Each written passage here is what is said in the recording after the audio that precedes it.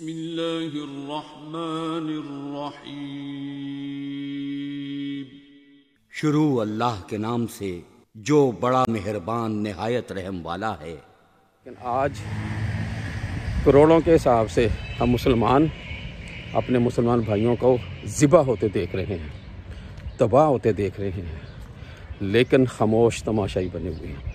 ये ना समझे कि इसका सवाल नहीं होगा, हमें इसका जवाब देना पड़ेगा, हर सूरत देना पड़ेगा, इसमें कभी माफ़ी नहीं मिलेगी। जो जिस ओहदे पे है हुक्मरानों को तो इसका मिलेगा ना, जो कुछ मिलेगा, एक आम शख्स को भी इसका जवाब देना पड़ेगा। और अगर हम कुछ नहीं हैं तो हमें उनको दुआओं में, दिन रात दुआओं में याद रखना चाहिए। बिस्मिल्लाहिर्रहमानिर्रहीम। अस्सलाम वालेकुम। मैं हूँ खालिद अहमद और आप देख रहे हैं मेरा यूट्यूब चैनल। हम लोग चलती फिरती ज़िंदा लाशें हैं, ज़िंदा लाश। हमारा ज़मीर मर चुका है, हमारी गैरत मर चुकी है, हम पता नहीं क्या हैं। ये बात करने का मेरा मकसद ये है, मैंने ये चंद दिन पहले, और शायद आपने भी वो वीडियो देखा होगा कि एक अमेरिकन नौजवान, यंग मैन, बूढ़ा नहीं, जिसने उम्र गुजार ली है अपनी और ज़िंदगी की सारी बहारें देख ली हैं, वो उसकी बात नहीं मैं कर रहा हूँ। मैं बात कर रहा हूँ एक यंग मैन की, 26 ईयर्स ओल्ड, हाज़र सर्विस, आर्मी के किसी महकमे में। उसने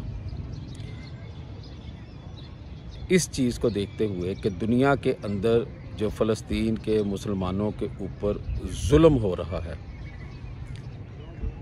नस्ल कशी की जा रही है, उसके ज़मीर ने बर्दाश्त नहीं किया, उसकी गैरत ने बर्दाश्त नहीं किया,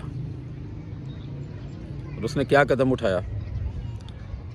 अगर आपने नहीं देखा तो आप काइंडली YouTube के ऊपर वो वीडियो देखें, देखा नहीं जा सकता।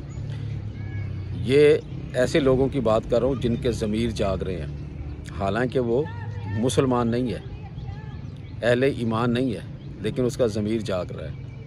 और उसने इसराइल की एम्बेसी के मेन गेट के आगे अपने आप को एहतजाजन ज़िंदा जला दिया कि मैं बर्दाश्त नहीं कर सकता जिस तरह का ये जुल्म मेरा मुल्क अमेरिका और इसराइल मिल के फ़लस्तीन के ऊपर कर रहे हैं, और बेकसूर लोगों का खून बहा रहे हैं, और बच्चों, औरतों, बूढ़ों को भी माफ़ नहीं कर रहे। मैं ये बर्दाश्त नहीं कर सकता, और मैं अपने आप को एहतजाज के तौर पे ये समझता हूँ कि मैं ज़िंदा जला डालूँ इसराइल की एम्बेसी के आगे। और उसके आखिरी जो अल्फाज, पता नहीं वो ज़िंदा है या मर चुका है, आखिरी अल्फाज ये थे कि फ्री फ़लस्तीन, फ्री फ़लस्तीन। तो मुझे ये बताएं, ये मुसलमानों के लिए एक बहुत बड़ा इम्तिहान है। हमारे आका सल्लल्लाहु अलैहि वसल्लम ने फरमाया था कि तमाम मुसलमान आपस में भाई भाई हैं, और उसकी मिसाल इस तरह दी थी कि अगर एक शख्स को जिस्म के अंदर कांटा चुभे तो उसका दर्द पूरे जिस्म को जैसे महसूस होता है, इस तरह दूसरे भाई का दर्द तमाम मुसलमानों को महसूस होना चाहिए और उसका एहसास होना चाहिए। और उस दर्द को दूर करने के लिए सबको मिलकर उसकी हेल्प, उसकी मदद करनी चाहिए, भागना चाहिए कि उसका दर्द, उसका ये जो गम, ये उसकी जो परेशानी है, उसको दूर किया जाए। तो आप मुझे बताएं, अपने अपने गिरबानों में मेरे समेत हम झांकें और हम ये बताएं कि क्या हम इस दुख में कितने शरीक हैं और कितना इस दुख को दूर करने के लिए हम कोशिश कर रहे हैं। अल्लाह ताला हमको हदायत दे, अल्लाह ताला हमें सीधे रास्ते पे चलाए, और आपस में मुसलमानों को इत्तफाक के साथ एक दूसरे की मदद करने की तौफीक नसीब फरमाएँ, वरना टू लेट, बल्कि हो चुका है। इसी तरह एक एक करके हमको ख़त्म कर दिया जाएगा और हम देखते रह जाएंगे। मिसाल मैं आपको मुर्गियों वाली दुकान पे जाकर देखने की बताता हूँ कि वो एक एक करके एक एक मुर्गी को सब के सामने निकालता है और ज़िबा करता है, और बाकी वहाँ बैठी उसको देख रही होती हैं।